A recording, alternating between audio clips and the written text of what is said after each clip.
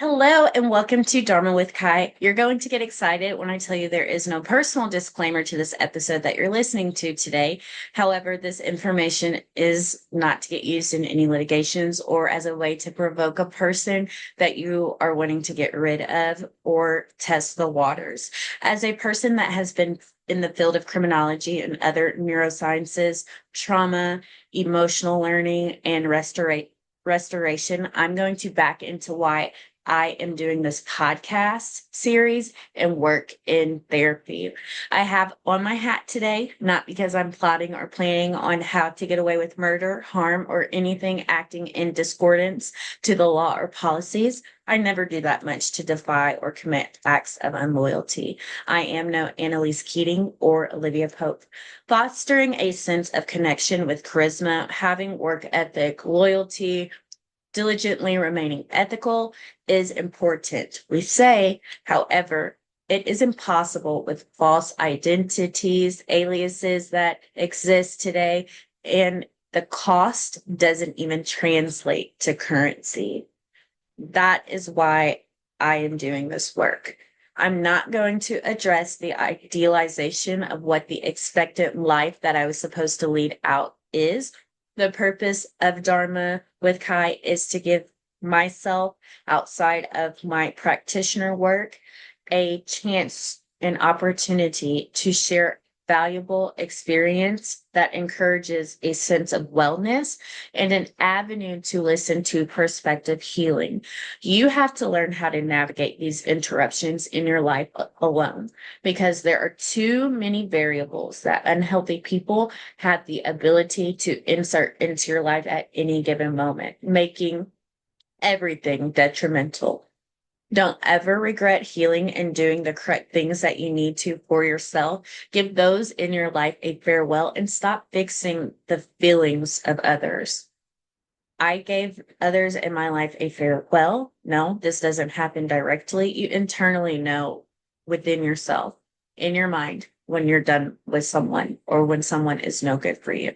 I'm the sole owner of my life. I'm the police, the SIL, the doctor, lawyer, advocate, and educator of my life. And that's where people fail. You have to learn how to do that for yourself too.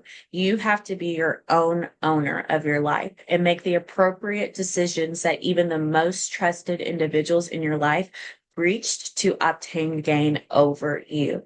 Hell, I can do bad by myself. Why would I go seek others to contribute to that?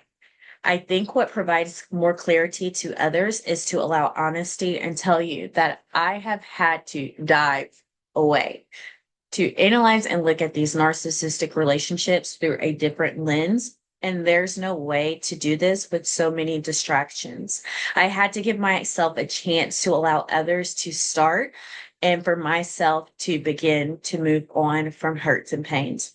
Everyone has dealt with some form of abuse. However, when we start to project a lie and declare it a national emergency, we have people out here jumping to conclusions. And honestly, what I needed was authenticity.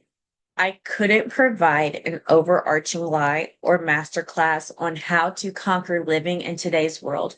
Not one person has enough value to vulnerably understand discernment. And so they're not worth the exposure. With that being said, when you are on this change in your life, it is important to have the necessary skills to extract any potential hazards alone. There are so many different outlets in today's society so that you or I don't have to deal with the ripple wave effects that older generations placed upon us or their guilt to get washed or swept away. I had to learn how to take care of myself instead of being viewed as a child in the eyes of scorned, narcissistic men and women leaders. And now some of them are even transgender who had no intention to live a life outside of home other than to create hell on earth. I have had to dismiss organizations, churches, authors, celebrities, professionals, and untested philosophies.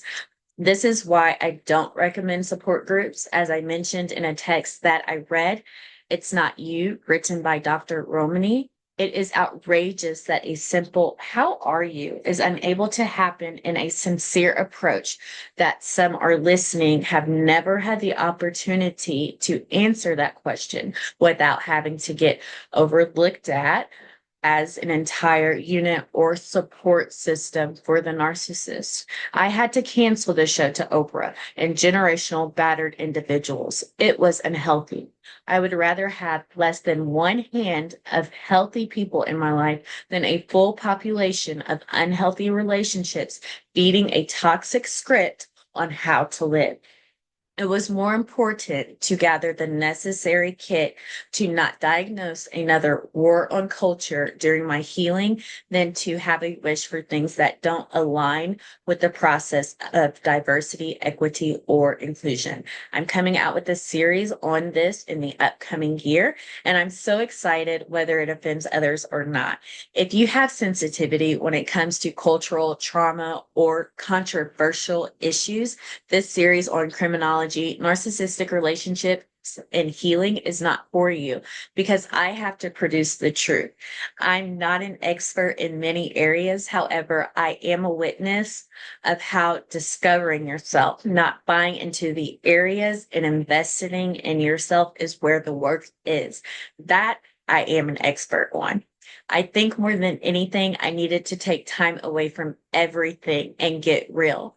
Now, without love or hate, and there is always a blurred thin line between those two words, love and hate. That is why there's so much unrest in the war on culture in today's society. In today's world, there is so much toxicity that is offered on a continuum. What others had expected from me is not what I'm able to deliver after growing and healing. The truth is what I'm able to deliver on. And that is what my generational intuition had worked towards, sending me a calling and healing and working towards telling my truth. I left the educational system, and there's no need to invest more money into those primitive years, anyhow, due to the data and also the book that I have read and studied. It's The Manager. If anything, the international system and the 3-day school and work week should have proven that. And I pray for those that do not grasp that concept or comprehend it. I'm not meant to raise others, their children, or even take care of their family because how would I or could I do that if they couldn't do that for themselves? I left the religious system as well because I felt like they were taking advantage of others and myself's identity and the generational pause, and I don't mean to forward rewind or backwards rewind, was necessary to heal appropriately and to view life for what it is, not what it once was. It was necessary. I had to dig really deep and understand that what some people were telling me, which was very true, that I needed to look out for myself. And if I did not learn how to do that, I was going to always end up in the same predicament. I want to thank you for listening to Dharma, which officially launches in 2025. It is going to serve as a life-changing experience of acquiring essential knowledge and allow some necessary connections to get made before entering into a dynamic of logistically impossible lifestyle patterns continue. Until next time, I'm out.